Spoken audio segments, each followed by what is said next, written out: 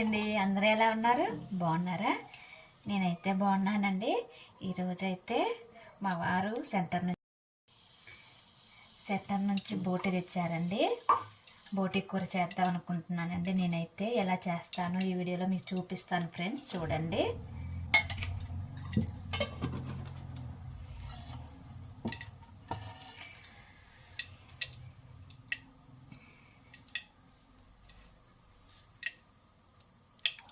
కళాయిలో నూనె పోసుకున్నానండి. నూనె మాత్రం వేడెక్కాలి.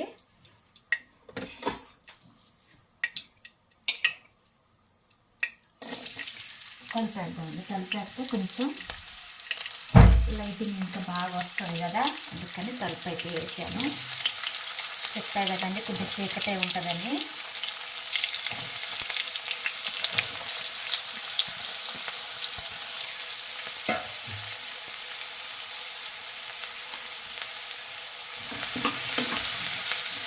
ఇలాగ సన్నగా తరుముకున్న ఉల్లిగడ్డ అయితే వేసుకోవాలండి.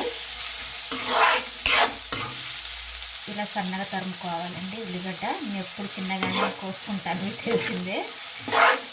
అంటే ఈ కూర అన్నది కాదండి, నేను ఏ కూర అయినా అంతే చిన్నగా ఇదిగోండి ఎలా కోసుకున్నాను చూడండి. ఇలా కోసుకుంటాను. ఇది కొద్దిసేపు మగ్గాలండి.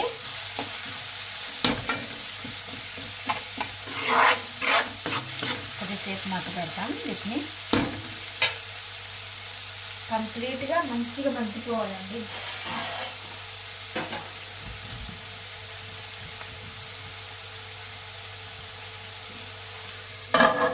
కొద్దిసేపు మగ్గనిద్దాం.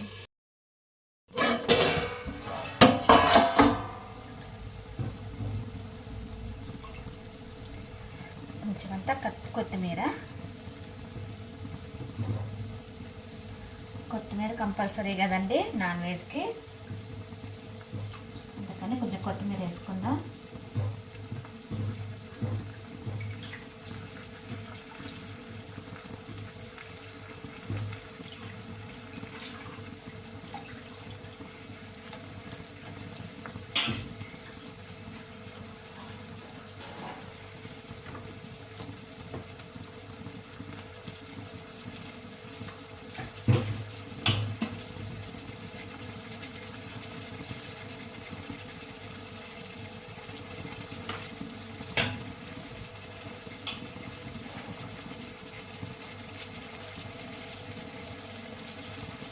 అలాగే పచ్చిమిర్చి మధ్యలో చీల్చుకొని ఇలాగా ఇందులో వేసుకుందాం.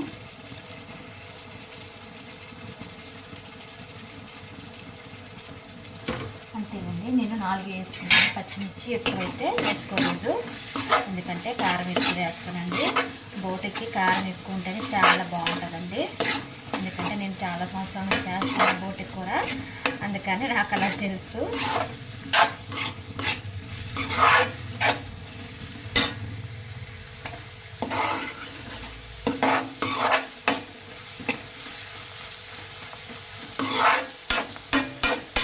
అలాగే ఇందులో ఇదిగోండి ఇప్పుడే నూరుకున్న అల్లం పేస్ట్ అండి. ఇదిగో ఎప్పుడైనా సరేనండి ఒక్కకప్పుడు నూరేసుకుంటా. ఒక్కకప్పుడు నూరేసుకుంటానండి.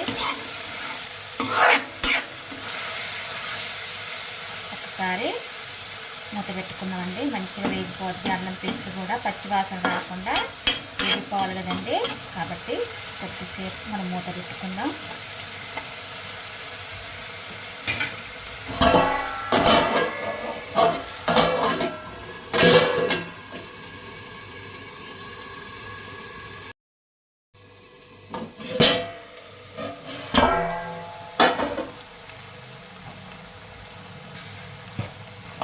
ఇందులో కొంచెం పసుపు వేసుకుందామండి.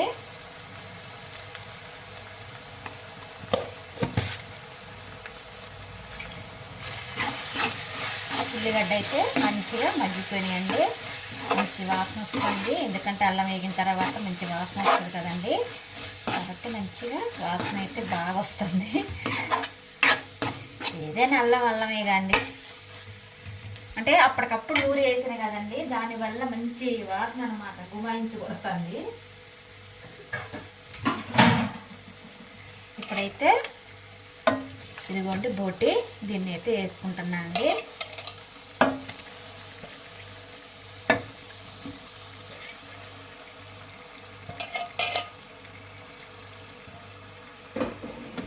వేసుకొని ఒకసారి కలిదిప్పుకుందామండి.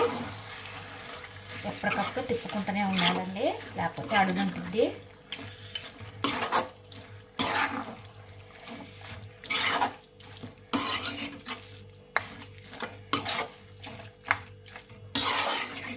ఇలాగా కిందికి పైకి కలిదిప్పుకోవాలి.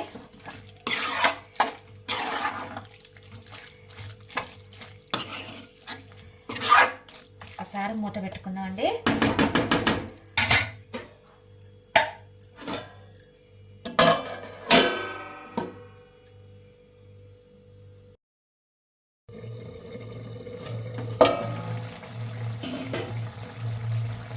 చూసారు కదండి, మంచిగా ఉడుకుతుంది కూర. ఈ నీరంతా ఇంకిపోవాలండి, మాకు టైం పట్టిద్ది. లేకపోతే ఇనిగిపోకపోతే మంచి పచ్చి పచ్చి వాసనలాగా అనిపిస్తుంది మనకి. ఇనిగిపోయి మంచిగా నూనె అనేది పైకి తేలితే మంచిగా ముక్క అన్నది మంచిగా ఫ్రై అయ్యిద్దండి, మంచిగా అనిపిస్తుంది మనకు కూడా తినేటప్పుడు. కాబట్టి కొద్దిసేపు ఇలాగ మనం ఉడకనిద్దాం. సరేనా ఫ్రెండ్స్? కొంచెం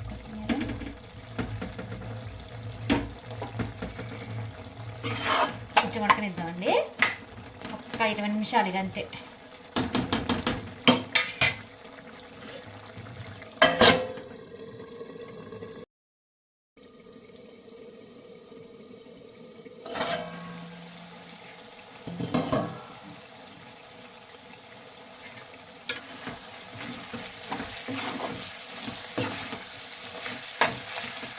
చూసారు కదండి, ఇదిగోండి నూనె పైకి అయితే తేలిపోయింది. ఇదిగోండి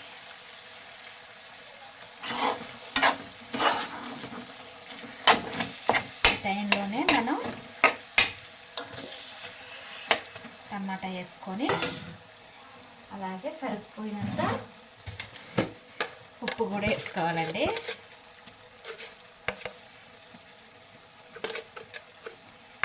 ఎప్పుడు కూడా టమాటా మీదనే ఉప్పు వేస్తాయి, ఎందుకంటే టమాటా గూజులాగా మెత్తగా ఉడికిపోతుందని టమాటా మీదనే ఉప్పు వేస్తానండి. ఇప్పుడు మూత అయితే పెట్టుకుందాం.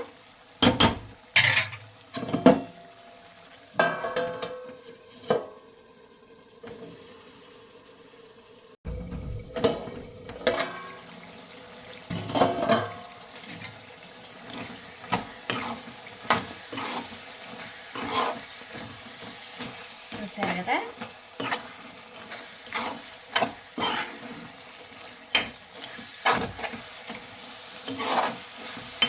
ఇలాగా మెత్తగా అయిపోవాలండి ముక్క.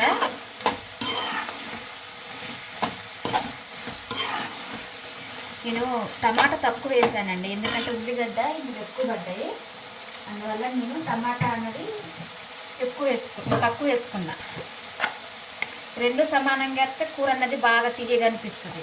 అందువల్ల చూసారా, నేను కారం ఎక్కువ వేసుకుంటున్నా. బోటికి కారం ఎప్పుడు ఎక్కువ ఉండాలండి, మిర్చి కాదు.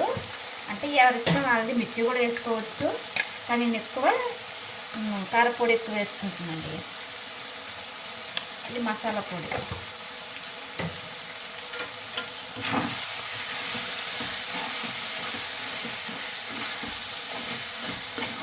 ఇలాగా తిప్పుకున్నాం కిందికి పైకి.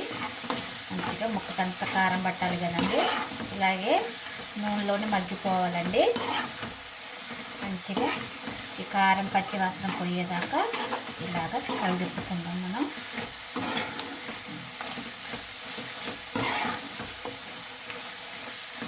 చూసారా ఫ్రెండ్స్, నూనె పైకి ఎట్లా తెలుతుందో. నేను వేయటం కూడా ఎక్కువ వేసుకున్నానండి, 3.5 డొక్కులు వేసుకున్నాను నూనె. ఎందుకంటే బోటే కదా, నీసు వాసన నుంచి పోయేలాగా నూనె ఎక్కువ వేసుకున్నా. అల్లం పేస్ట్ కూడా ఎక్కువ వేసుకున్నా. ఇదిగోండి మంచిగా గ్రేవీ కూడా వచ్చిందండి. ఇదిగోండి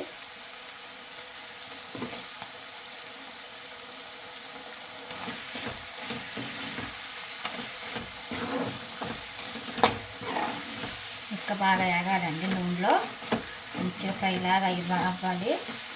ఎందుకంటే మా చిన్న అబ్బాయికి ఫ్రై లాగా ఉంటేనే ఇష్టం అని నేను ఫ్రై లాగా చేసుకుంటా. లాస్ట్కి ఇదంతా మంచిగా గ్రేవీ లాగా వచ్చిన తర్వాత కొంచెంసేపు మంచిగా మిడిల్లో పెట్టుకొని ఫ్రై లాగా వేపుకుంటా. మంచిగా అనిపిస్తుందండి కూర కూడా. అలా ఫ్రై లాగా ఉండదు, ఇట్లా కూర మూడుపు ఎక్కువ ఉన్నట్టు ఉండదండి, మధ్య రకంలాగా ఉంటుంది అంతే అంతే.